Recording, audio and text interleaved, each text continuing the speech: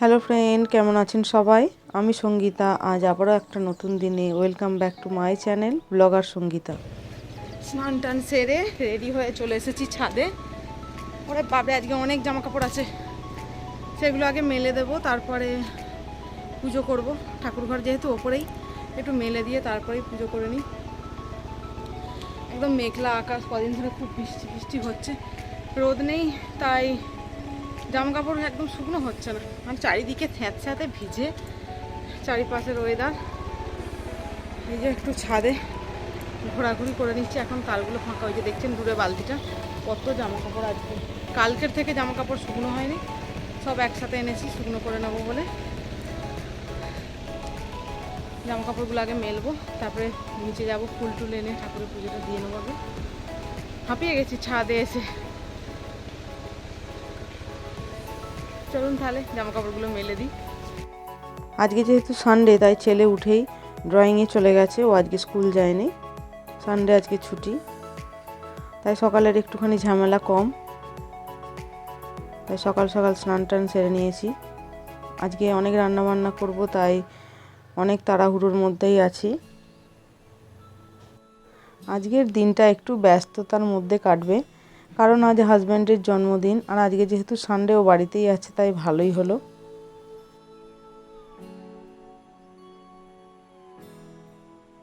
জামা কাপড় মেলা কমপ্লিট। চলুন তাহলে এবার নিচে চলে যাই, গিয়ে একটু ফুল নিয়ে আসবো নিচে থেকে।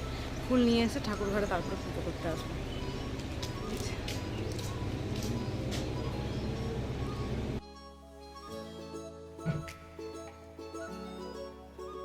আজকে যেহেতু নিচে গেছিলাম, তাই ফুল একটু কমই আছে। মা কালীর ঘরে পুজো করা হয়ে গেছে। আর এই জবা ফুলগুলো দেখছেন, এগুলো আমাদের বাড়িতে একটা ছোট্ট গাছ আছে, এই জবা ফুলগুলো ওখানেই হয়েছে। বর্ষায় অনেক ফুল হচ্ছে, গাছ পুরো ভরে থাকে ফুলে। যেহেতু আমাদের বাড়িতে জবা গাছ আছে, তাই দিদিকে একটু কম লাল ফুলই দিতে বলি।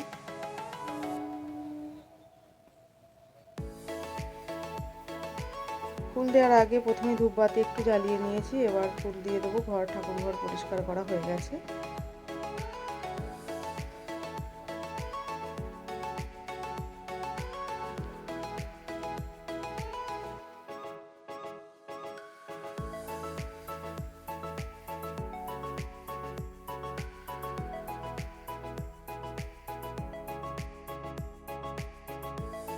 পুজো দেওয়া হয়ে গেল, এবার ছোট ছেলেকে একটুখানি খাইয়ে নিয়ে একদম সোজা চলে যাব রান্নাঘরে।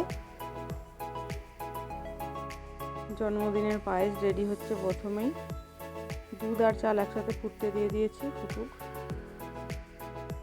প্রায় হয়েই এসেছে পায়েসটা।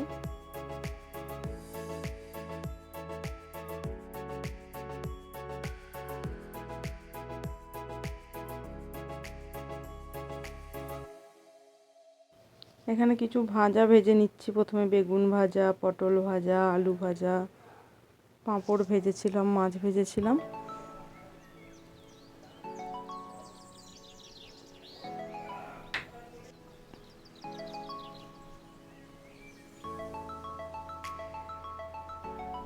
এখানে করে নিলাম মাছের ঝাল।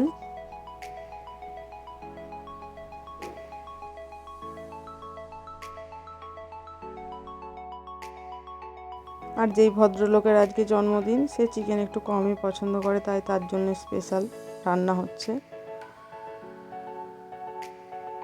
প্রায় হয়েই গেছে, এবার প্রেসারে দিয়ে দেবো। এখানে পাঁপড় ভেজে নিলাম, আর আগের দিনের আনারসের চাটনি ছিল। আর এটা আমার ফেভারিট, তারকেশ্বর নর্মদার দোকানের গোলাপজাম। এই যে জন্মদিনের স্পেশাল থালা সাজানো হয়ে গেছে।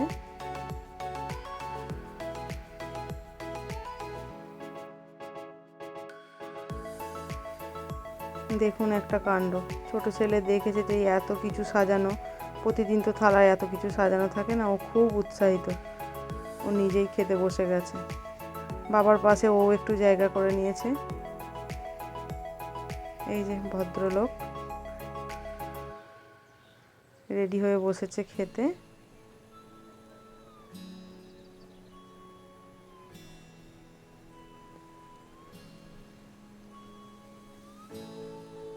আমার শাশুড়ি মা।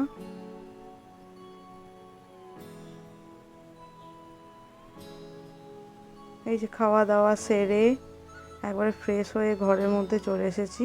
এবার ছোট ছেলেকে ঘুম পাড়াবো, দিয়ে নিজেও একটু শুয়ে পড়বো।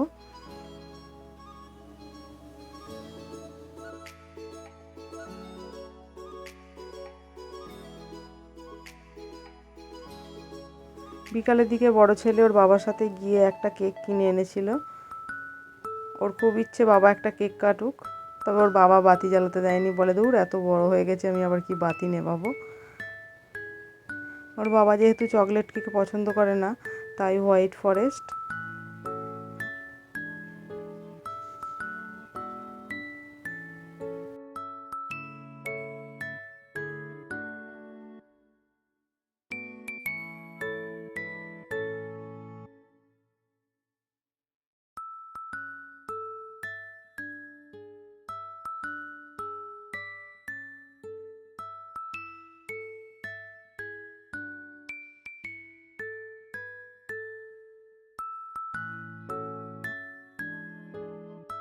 সবাইকে কেক কেটে কেটে খাইয়ে দিচ্ছে, তাই আমিও একটু সুযোগ পেলাম।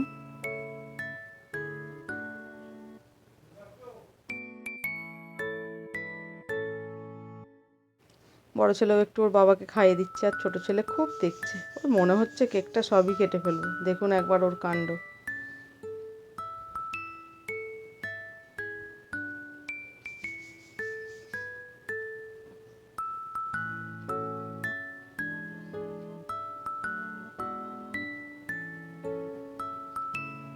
শুধু লাফালাফি করছে।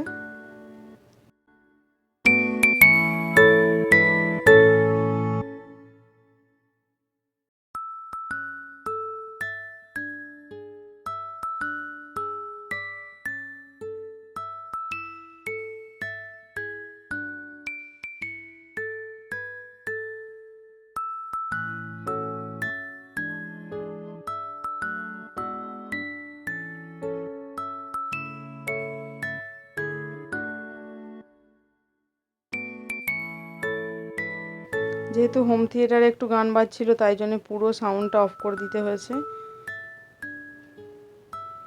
নাহলে খুব বাজে একটা সাউন্ড শোনা যাচ্ছিল।